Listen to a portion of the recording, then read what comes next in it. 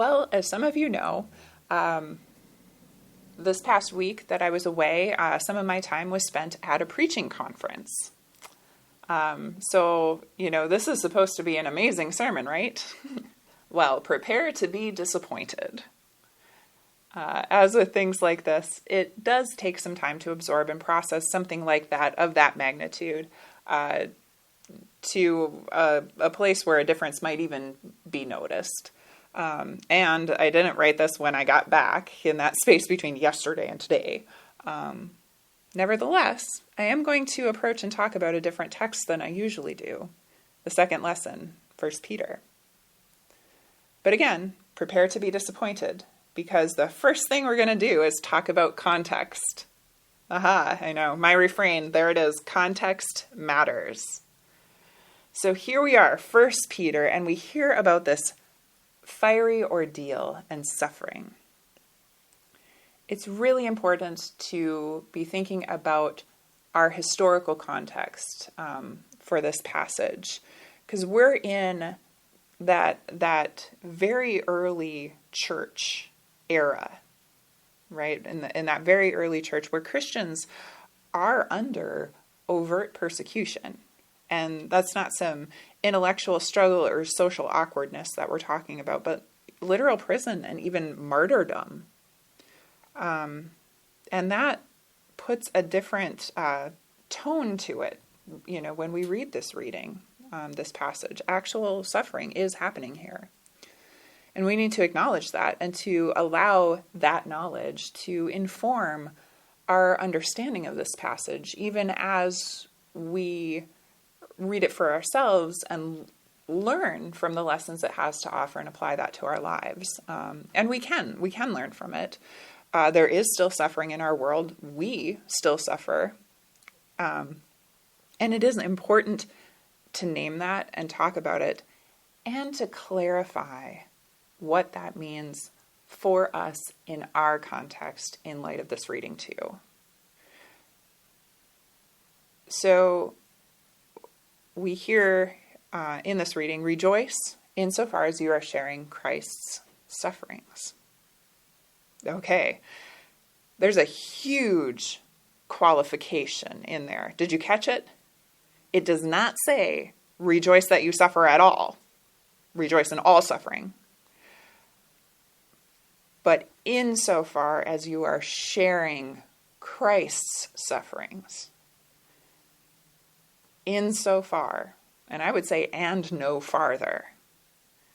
Because I think too many times throughout history, and even today in some places, has the suffering, right, Jesus, following Jesus, and that idea of dutiful suffering has been used to address any and all suffering. But that's not a good reading of the text. That's not even reading the text. This is not meant to justify intentional harm, abuse, powering through mental illness, oppression, marginalization, or anything like that. That is what we should all be rising up against as one giant wave of no. Because that is not meant to be justified or endured. It's meant to be fought against. It is meant to be helped. Right? Insofar and no farther.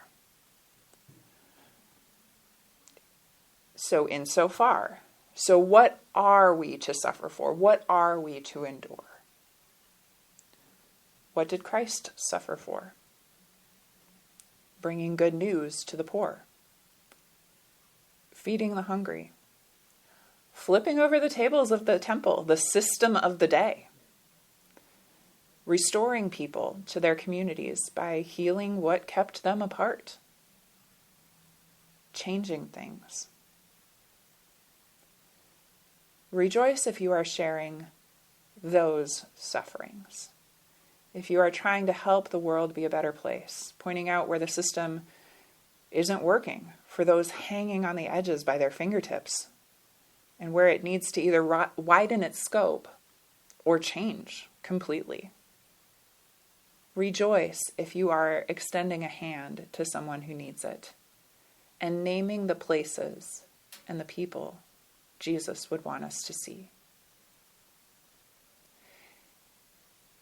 It's easy to repeat slogans we hear, to shout down stuff like that, because it's easier to look away, to be pressured into just going along with it, because that's the world we live in.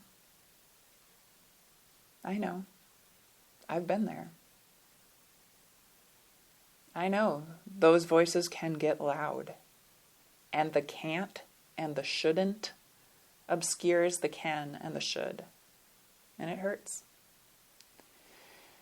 It's still not much compared to what some people go through. That line about, your siblings around the world are undergoing the same kinds of suffering, that one caught me a little this week. That one convicted me a little this week, because I'm not sure.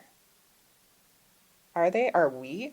Those who would read this elsewhere in the world, are we their brothers and sisters and siblings in the same suffering? Like I said, that line caught me this week. It's something to be aware of, but it shouldn't be something to compare, because, in doing that comparison, you can minimalize what we are, going through, and that shouldn't be, because, it's not nothing. So what? What is the point? Where are we going with this? So be aware. Resist those worldly temptations and distracting voices. Be part of that giant wave of no to our siblings' hurt and sufferings. And be part of the giant wave of yes. The giant wave of love, really, that is going to follow Jesus. And yes, feed the hungry. And yes, welcome the stranger. And yes, in the very specific as well as the very wide sense, restore the community by restoring those pushed out to the margins. By looking there to begin with and seeing what needs to be seen, even if it hurts. Now, that's not a one-person job. It's a whole people job. Because in supporting and giving, we need to also be supported and filled and refilled. Because we need to be able to keep going, to keep doing the work that really does need to be done.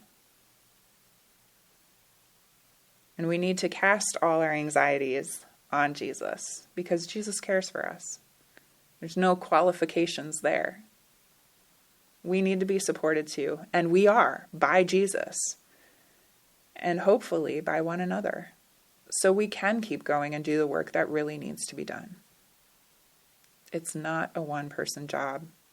It's a whole people job. Because there are different kinds of suffering. Some that need to be stopped and some that need to be endured. And yeah, for the most part, we know which is which. Insofar. What does this all come down to? Really?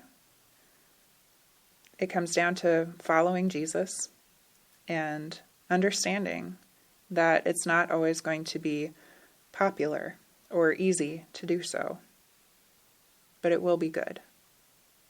Amen.